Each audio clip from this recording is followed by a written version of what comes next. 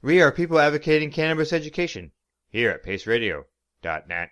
The views expressed by the individuals during this broadcast are their own opinions, and they may not be the same as those of their group or other organizations they may be involved with.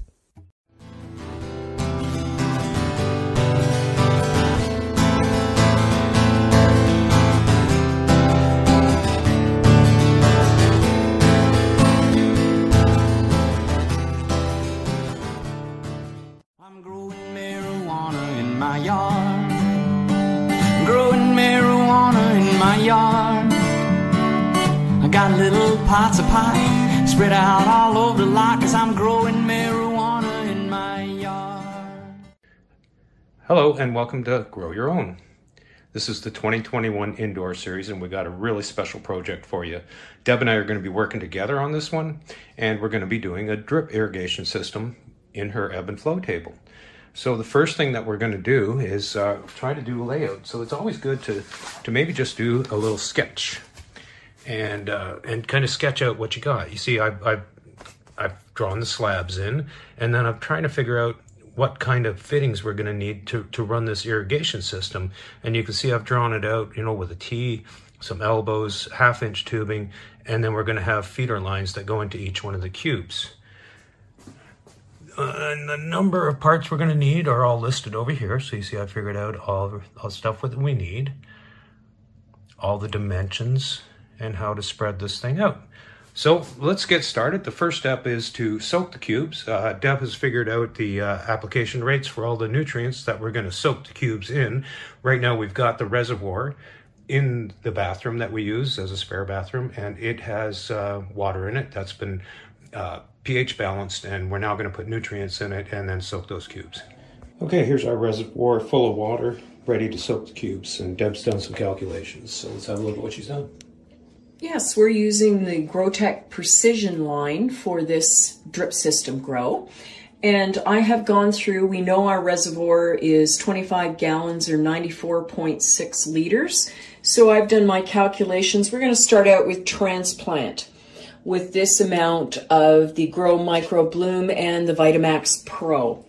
What I'm going to be doing is putting this solution for transplant into our reservoir and soaking our 6-inch cubes to get them ready to receive the plants. And we're going to do this pH at 5.5.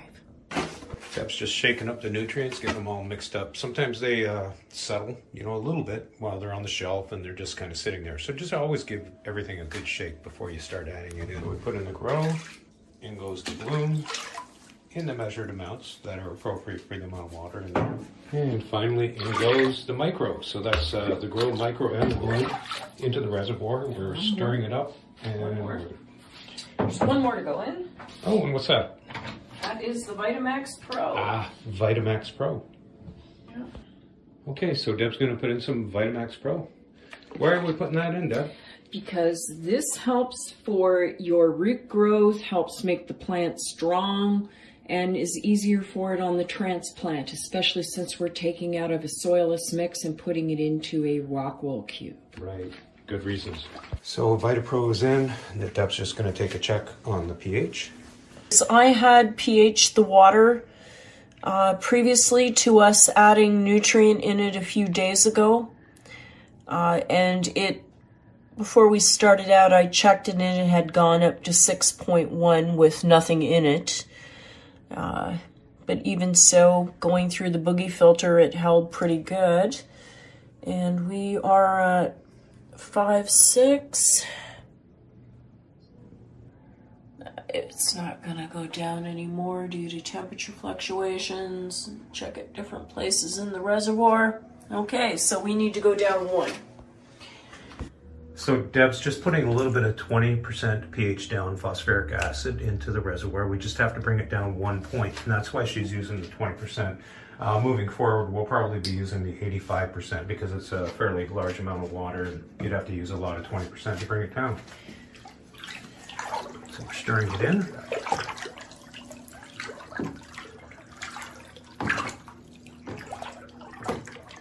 Let's take that pH reading.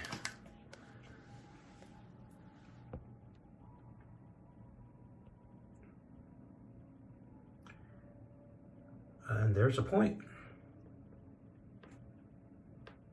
And 5.6 is our target. Is that right? It's 5.5. 5.5, and look at that. It just went to 5.5. Yep. So it looks like we put in the perfect amount. So here we go, we're putting in the cubes. And they're actually bubbling as they soak up the water. You see, we get them completely submerged, they'll bob around, kind of float around in there. But that's what you want. You're gonna leave them in there for a little bit. Let them soak up all that nutrient, all that pH balanced water. This is what we call conditioning. And conditioning is important when using rock wool. And there's the last 2 cubes. Look at the amount of air that these things hold. That's incredible, isn't it? But that's what makes rock wool so nice as a medium. It holds an equal 50-50 air to water ratio. Right, and you want to hold them down until they quit bubbling. Once they stop bubbling and they're no longer trying to float, then you know you've gotten a good saturation of your weak nutrient solution and your conditioning pH for the cubes. So what strength did you put the nutrient in for this soaking? I put the nutrient strength in at a transplant strength. Which is what percentage-wise? It is approximately about a third of the regular dose? Of the regular, quarter to a third of the regular use. Okay, great. Okay, so we've put the cubes in some 5-gallon buckets, and we're just gonna add some water to the bucket, and that's just to keep them soaking, because they've got to soak for a little while, and we need to move on and get the reservoir installed so that we can soak the slabs, because obviously the slabs aren't going to fit in the reservoir, so we're going to use a different method to precondition the slabs. I could do it here. Yeah, we're using a little giant, I believe a PE1 pump, and its outlet is just the right size to put a straight barbed connector on. So there's a straight barbed connector on there, but I've just temporarily put the 1/2-inch tubing on there, and we're going to use that submersible pump to empty the reservoir into the shower. So we tried our pump and it didn't work.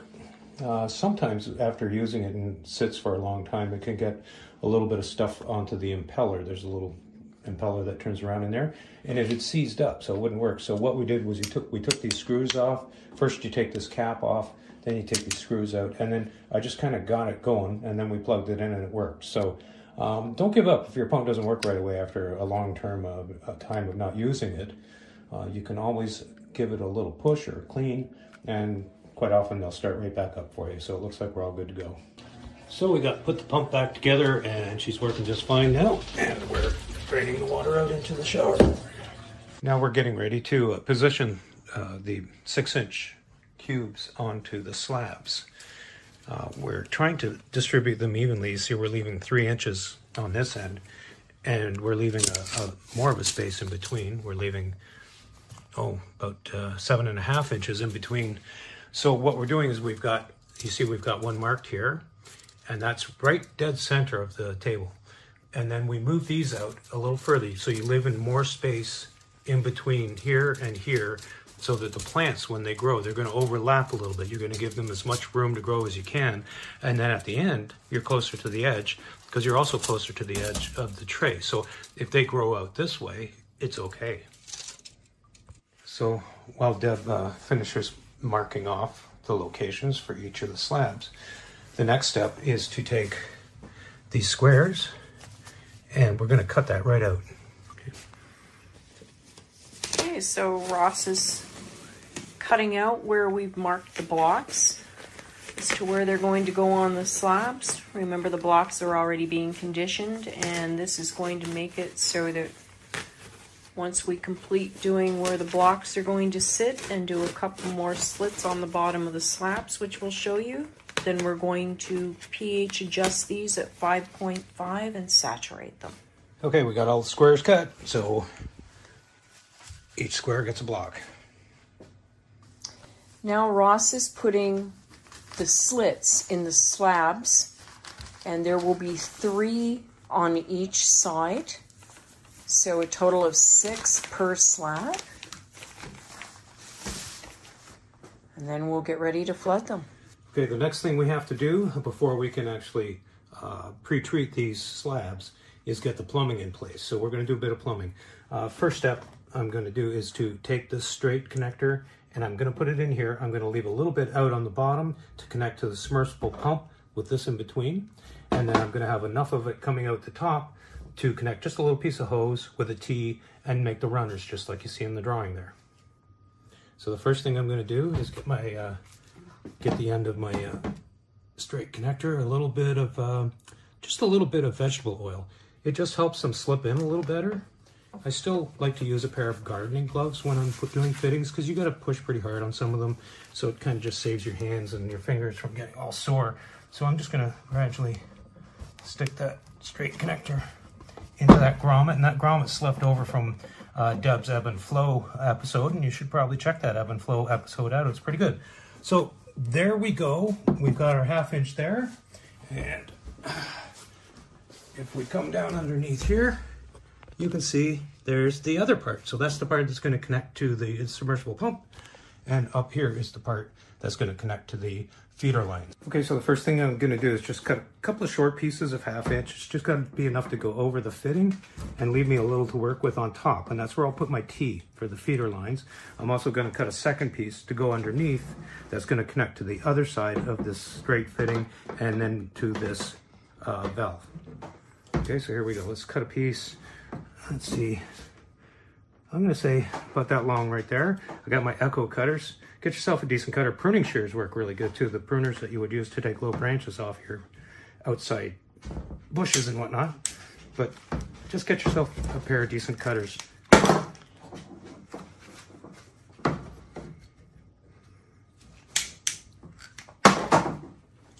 Okay, next I'm going to hook this little piece up. I'm just going to, again, I'm going to put a little bit of vegetable oil on that fitting right there. And then I'm going to put this piece of tubing down on it. Just have to get past that first barb down to the second barb and a little bit onto the second barb. And then we've got a nice snug fit and we're going to have no leaks. So now I can put my T on there. Okay, so let's go ahead and put that T on. Always reach down underneath and kind of support what you're doing, because if you push too hard, you can push the darn thing right through. Okay, so there's the T for the feeder lines. Okay, so I'm just putting that other small piece that I cut onto the bottom part of that straight connector so that we can now hook this ball valve on. So let's go ahead and do that real quick. Again, a little bit of vegetable oil just makes it slide in a little easier. And up she goes. So now we can regulate the flow. Okay, this is called a tub drain. You can get these at Bma Hydroponics, by the way. They've got a washer. Always make sure that the washer's on the inside of the tray. Don't get it on the outside of the tray. That's not where it belongs. It belongs up here on the inside of the tray. So you just drop that in, take the threaded part, turn it around the right way, and you thread that on the bottom, and you just do it up. Oh, nice and snug, kind of hand tight. You know, you want to make sure it's snug, that it's not going to leak. So you just got to torque it on there a little bit, and that's where a little piece of 3/4 inch tubing will go for the drain. Okay, it's time to cut our connectors to the T. So what we're going to do is we're going to have it connect to the T, and then I'm saying about 1/3 of the way down this row of squares, that's where the feeder line is going to go. So that feeder line is going to go all the way to the end of the tray, which means we're going to have an elbow right here. So if that's where it's going to be, I'm going to put my fingers right where that is. And on the other end, I've got it lined up with the full position on the T. So that's where I'm going to make my cut. There's that. Now I can use this one. I think, no, I'm going to have to measure that one with my hand too. Make sure you always check. Check twice, cut once. That's what they say, right? So there, to about 1/3 of the way in on that one. Slightly shorter piece for this side. And there we go. Okay, I'm going to put that made a good suggestion. I'm going to put these elbows on first before I connect it on the other end. Otherwise, it's connected on here and I'm struggling with an elbow. And it just makes it more sense to just kind of do it before I do the next one. So, you know, that's the way it's going to be, like that. Okay, so I'm ready to to put this under the tee, you got the elbow over here. One thing I'm noticing, and you might notice because this has been coiled up for a long time, you end up with a bend sometimes, especially if you're near the bottom of the roll. So you can take advantage of that sometimes because this is raised up a little bit higher than the level of the tray. So if I put this down and I have the curve going down, you see what it does? It helps it lay completely flat so that the feeder tube is right down on the table. Okay, so we've got our two sides in with the curve running down, and you see that really helps this lay flat on the bottom. Now go the feeder lines. Okay, I'll put a little vegetable oil on the ball valve so I can put this short piece of tubing in. And then we're actually going to reuse the drain hose from Deb's ebb and flow episode. It's already got a ball valve on it and it's got a T right here. So we're going to put this in line here. And we're going to put it on there. And then I can control. This is open to go when we flood the table. We close this one and then open this one when we want to drain, and the pump pumps it out into the shower. Okay, next we're going to connect the submersible pump to the intake. So we're going to measure it up. I'm going to leave a little bit extra on there just to give it a little bit of play in case you have to tilt the reservoir a little bit or something when you're draining it. So I've taken some 3/4 inch tubing, I've measured it out, and I'm just going to give it a cut. And then we're going to put that onto the tub drain that we put in there so that we can drain it back into the reservoir.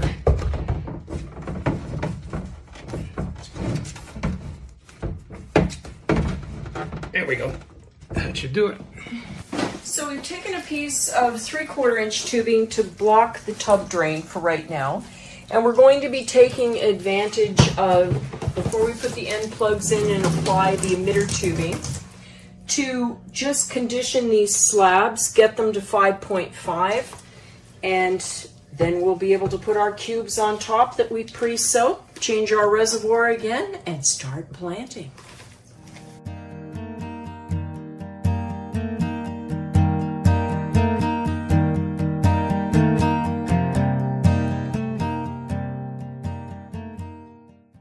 Okay, so now we have these saturated. I'm pulling this 3/4 inch tubing out. It's now draining back into the reservoir. We will have our pump hooked up to a timer later when it's time. Right now we're just conditioning everything.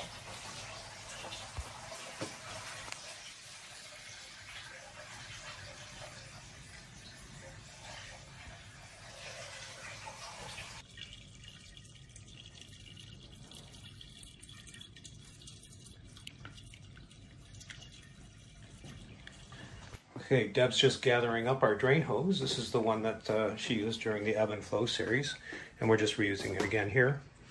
So we're going to stretch it out, take it out to the shower. Deb's going to put it in the shower, and then what we're going to do is we're going to turn these bypass valves on and off. So this one's going to go off, that one's going to go on. Then we'll put on the pump, and it'll start to drain. So end of the hose is in the shower, ready to go. Okay, so I'm going to plug the pump in. Let's just make sure everything is turned how it should be. This needs to be open. This needs to be closed so we don't have any water going from the pump up into the table again. This is open to our drain that's already in the shower. And now I'm going to plug in the pump.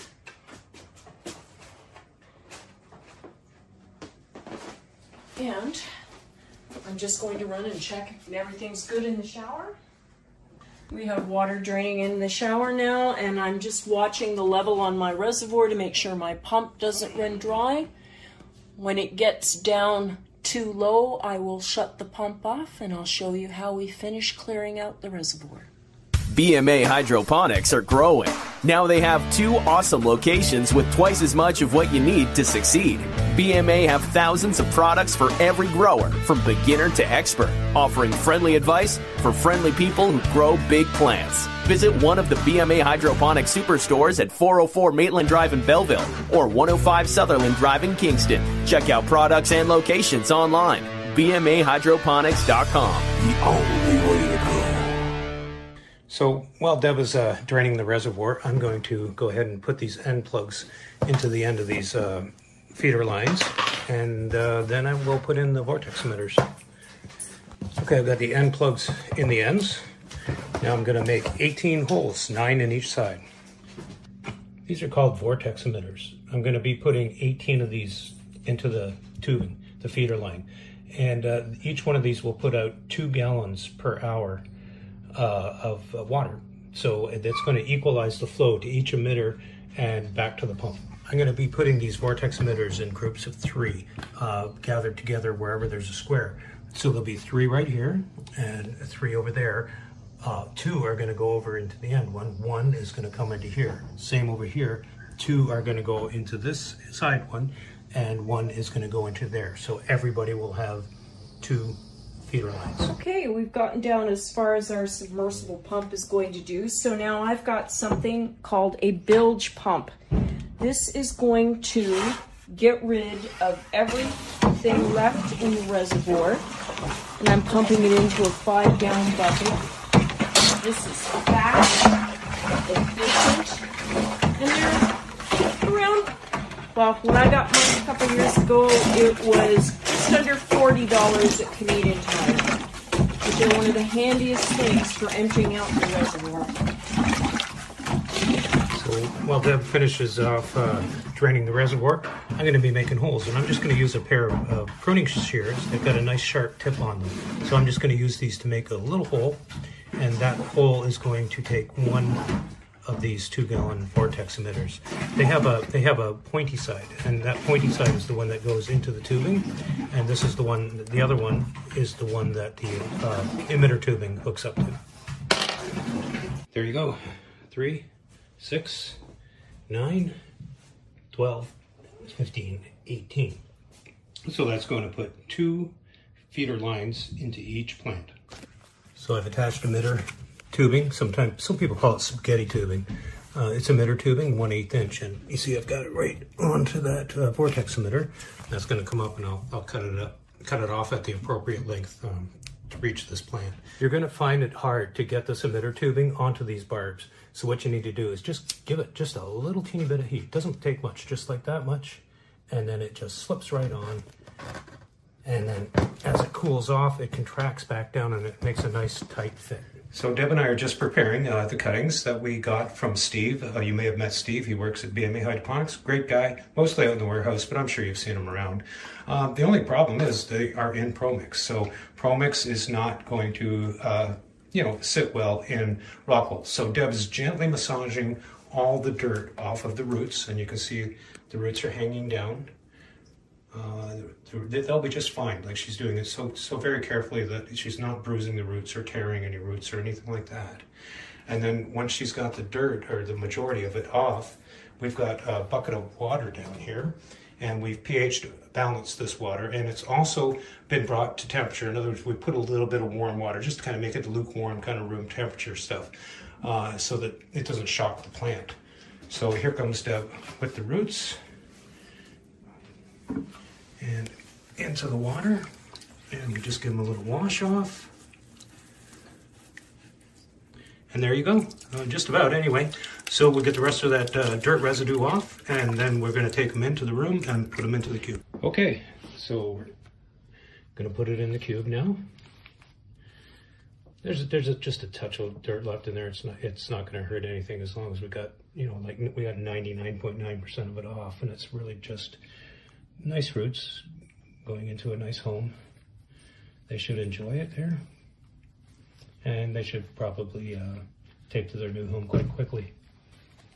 Okay, and Deb's just plugging in the last plant. So that's 9 plants ready to go. We're probably not going to water these for a day or 2, just because that's what they recommend with the rock wool, just to give the roots a chance to get into the cube. I'm just about finished putting in all these drip emitter flow controls. These are little valves that control the flow, just so that we can turn some off. We're only going to be running 1 dripper to start, and we'll be using these to turn them off and to regulate the flow in the future. So I just got a couple more of those to put on. I'll just show you how you put those on, and we'll be right back. Normally we would not recommend putting peat pucks into rock wool, but that's just was something we had to do because we just didn't have the time to go through the whole process of starting a mother and making cuttings and whatnot. So Steve was nice enough to give us some cuttings, and we're gonna make them work in the rock wool. But it's like I say, it's not what we would recommend you do. We would recommend you start them off in something else, like another Rockwell cube, a starter cube, or even a rapid rooter, but I don't think they make rapid rooters anymore. So unfortunately, we're stuck with Rockwell. And we can make this work. So if we're careful and we do all the right things, we won't have any problems. Okay, so I just got a couple more flow emitters to put on there. Again, what I'm doing is I'm just gently heating the end of the tube, and that's it. I mean, that's all you need right there. And then you just give it a little push, and it slides right down on there for you. There you go. Look at that. Perfect. So it's 2 days later, and everybody seems to have taken to their new homes. We've got all the drippers all hooked up. Deb is about to fill out the chalkboard, which is a blank right now. And then we're going to put some nutrients in the res. We're going to start the first flood, and we're going to turn off one dripper from each plant, just for the first one anyway. Okay, so what have we added there, Deb? We added, we're going into the vegetative stage, so 284 milliliters of the GYO, 142 milliliters of the Bloom, 189 milliliters of Micro, and 95 milliliters of Vitamax Pro. Excellent. Now I'm going to pH the reservoir to, it calls for 6.4, which is a little high, but we're going to go with what go by the directions. Yeah, says. We gotta do what it says. Okay, so we got the aerator in there. Got some bubbling action going on. Next step is to turn on the pump, start flooding. Okay, so 2-gallon vortex emitters, not such a great idea. We tried the existing pump that we had, and it wasn't enough pressure to push it through these vortex emitters.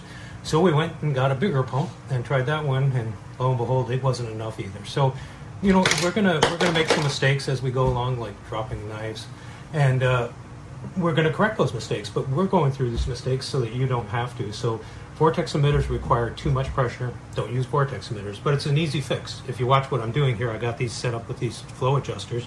I'm just going along and I'm just pulling out the vortex emitter, taking the flow adjuster and sticking it right back in that hole. So now we've got flow adjusters down here where we can regulate the flow, and I'm just cutting the ends off the vortex emitter and putting it right back in its place. Okay, so you can see I've set these in reverse order. So this one's going to be pouring down over here, this one's going to be pouring down over there. And I've done that for each one all the way along, and these are going to just be free-flowing, only adjusted by the adjusters. Now those vortex emitters, if you've got, you know, a really big pump, 1,500 or 2,000 pounds, you know, then you might get it through those. So for outdoor use, for larger systems, I think they're a good option, but not for the small systems. They're just too much to push with the little pumps. So Deb has readjusted the pH in the reservoir. It did wander a little bit. We had it down to what they asked for. It was 6.4, Deb? Is that right? 6.5. And so Deb's readjusted the pH, and we're getting ready to turn the pump on, and Deb's going to go ahead and plug it in. Let's see what happens. We haven't seen it yet either. This is live. And look at this. Maybe we got a little too much flow, but this is what we've got the flow adjusters for. Watch out, it's going to spit at you. So we'll just adjust down some of these right here, like that one there. There we go, look at that, see? There. Maybe a little more. So there you go. These things are working great. This is exactly the way you should do it. Don't try the vortex emitters. Okay, we got them all running. We have turned half of them off because they recommend that you just use one dripper for the first, how long? I bet that there's 3 to 4 days. First 3 to 4 days, one dripper, and then we turn both drippers on. So we've got one dripper on, one dripper off. Everything is flowing, everything's going down the drain. You can see the water coming down.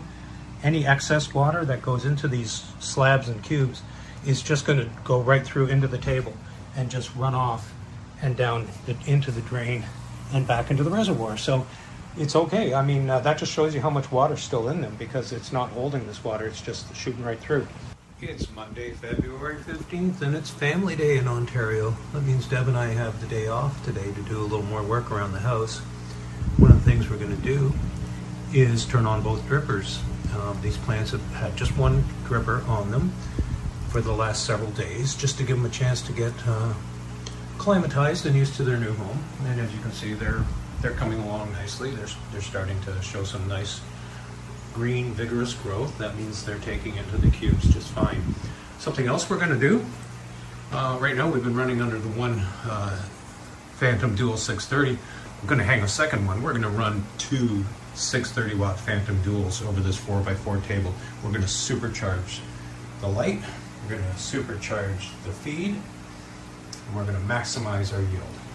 Okay, second light is hung. I'm trying to center it over the table as much as possible. I think I did a pretty good job. It's just firing up. The room's going to start getting warmer now, and they're going to start growing faster. So we'll be taking measures to make sure that they don't get too tall after a couple of days. I'm also going to fire up the carbon filter and get some exhaust going in here, because the temperature is going to get up. It's going to accumulate up here in the ceiling, and this 8-inch duct is going to suck it out through the carbon filter and into the furnace room. Attaching the air pump is always an issue. Sometimes you attach it to a pole like we did in the ebb and flow series with Deb. You get vibration and you get noise. So I'm trying something different here. What I'm doing is I'm actually hanging it. It's suspended from this cross brace, kind of in midair. So there's no noise. It keeps it up above the reservoir, the water level, because if there was ever a power failure, if you had it down on the floor, it could just kind of siphon back into the pump and basically burn up the pump. So keeping it above the water level is important, and how you do that makes a big difference in how much noise you get from it. It's just that constant humming sound. And you can see that there's no sound coming from this one because it's just kind of hanging there in midair. So that's it for today. There you go. Lots more light. And right now I've got these set at 85%.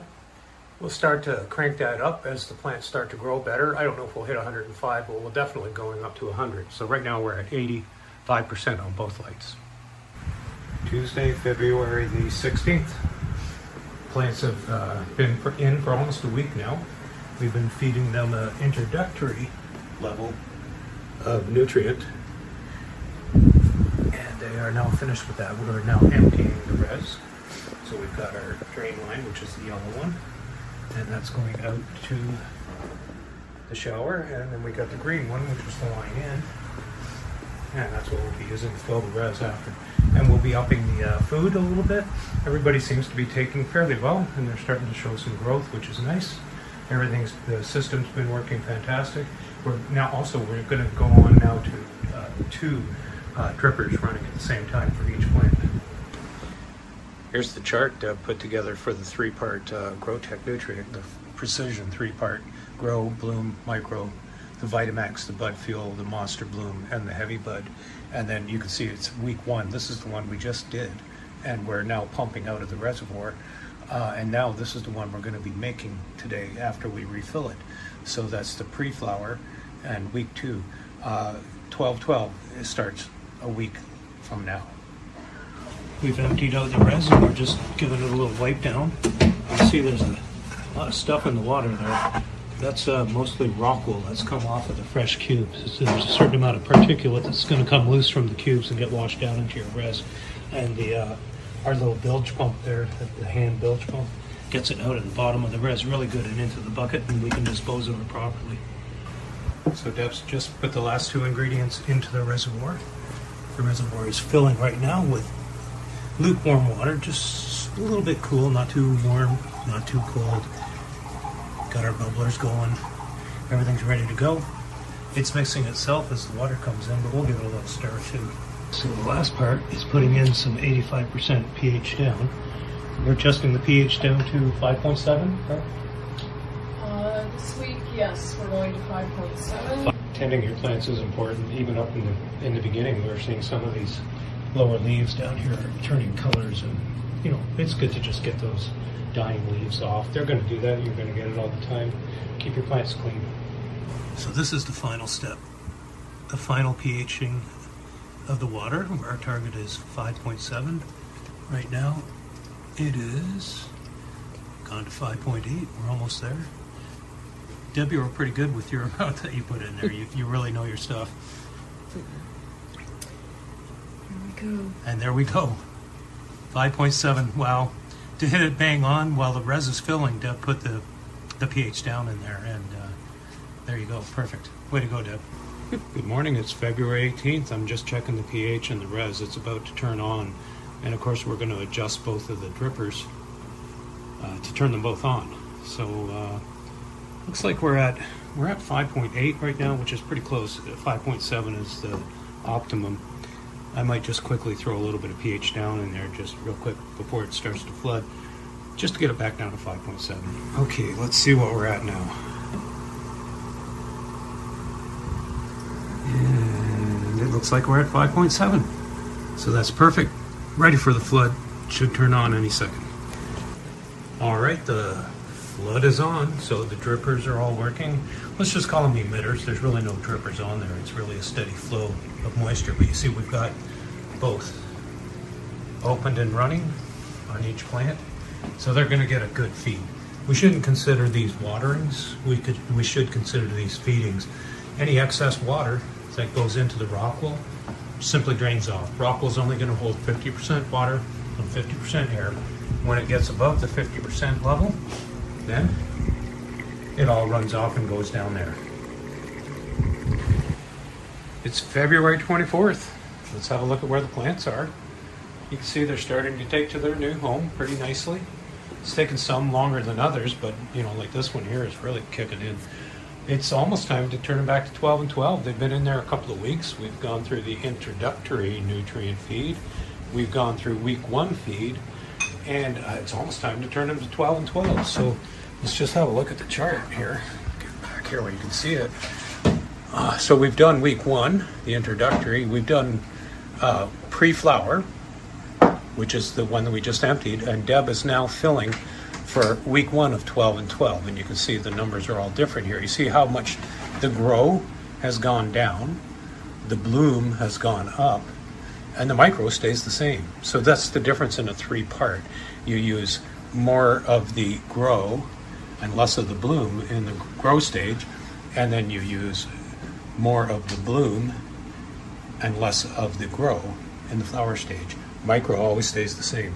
So Deb's just putting in the last couple of ingredients into the mix. Res is filling up. It's almost full. It's getting there. See, we got our little clip to hold the hose on there. You get yourself one of those clips. Holding that hose on is important. If it slips out, it's going to be all over your floor, so you don't want that to happen. Get yourself a clip. Okay, so time for the most critical part, and that is the pHing. So Deb's got her 85% pH down. Just putting in a couple of eyedroppers full, and then we'll give it a check and see where the pH is at. So we got the reservoir filled. One of the things you really want to make sure of is that you get these valves turned in the right direction.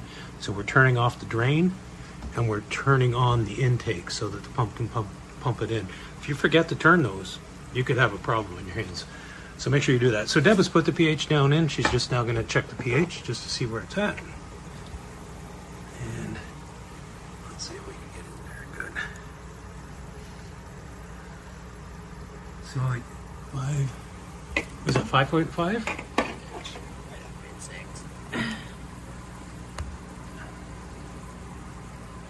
Yeah, so we're probably about a point lower than we would normally be, but that's okay. So the last thing you're going to want to do is readjust your time periods.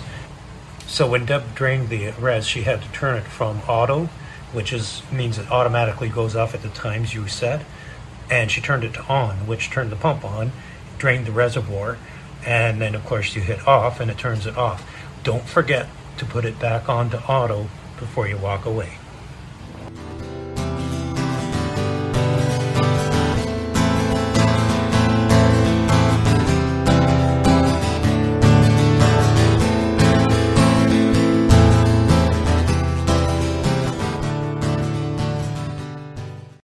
We are people, advocating cannabis education here at paceradio.net. The opinions of the individuals during this broadcast are their own and may not be the opinions of their group or other organizations they may be involved with. Bma Hydroponics has everything you need to succeed. Visit our hydroponics superstore at 404 Maitland Drive in Belleville and we'll show you how to grow your own quality cannabis for pennies per gram. We're open Mondays, Tuesdays, Wednesdays, and Saturdays from 10 a.m. to 5 p.m. and Thursdays and Fridays from 10 a.m. to 7 p.m. Call 613-967-9888. Bma Hydroponics. It's worth the drive. The only way to go. The People's Alliance of Cannabis in Canada is an organization working to improve cannabis legalization in Canada. They have a mission and values that includes all Canadians, no matter where they come from. The values are including everyone, as no one should be excluded from participating, equality, diversity, advocacy, along with cannabis education and research, plus industry, safety, and professional standards. If this is an organization that has the same values as you, check them out at People's Alliance of Cannabis in Canada.ca. Once again, People's Alliance of Cannabis in Canada.ca. Check them out. A doctor's job is to relieve your pains. And when it comes to growing cannabis, the biggest pain is trimming. Let Dr. Buck Cannabis Trimming Solutions take the pain away. Whether you're a home grower or a commercial operation, we have the cure. From 4 plants to 400 plants, garden size doesn't matter. Dr. Buck Cannabis Trimming Solutions comes to you with years of experience and professional discreet service. It's simple. We trim your weed and we do a damn good job. Visit drbuckcts.com to book your trimming. Enjoy the buzz of legalization with Campbellford Lifestyle Shop. From lights to plant nutrients, books, consumption accessories, and more, we've got all your basics to grow or consume cannabis. Visit our info center or take a look at our piercing services and body jewelry, now available in-store through Campbellford Lifestyle Shop, 17 Bridge Street West, Campbellford. At Legacy 420, we believe in being different. Experience the difference of quality control. Our labs provide tested formulations for all of our products. Experience the difference in trust. Our customers can trust that we are following up-to-date COVID precautions for their safety. Experience the difference in accessibility. We're open 7 days a week. Please visit our website, legacy420.com, or contact us for curbside pickup as well as nationwide mail order shipping. Legacy 420 values overall wellness. Come and experience the difference of Legacy 420. You're listening to the Pace Radio Network here at paceradio.net.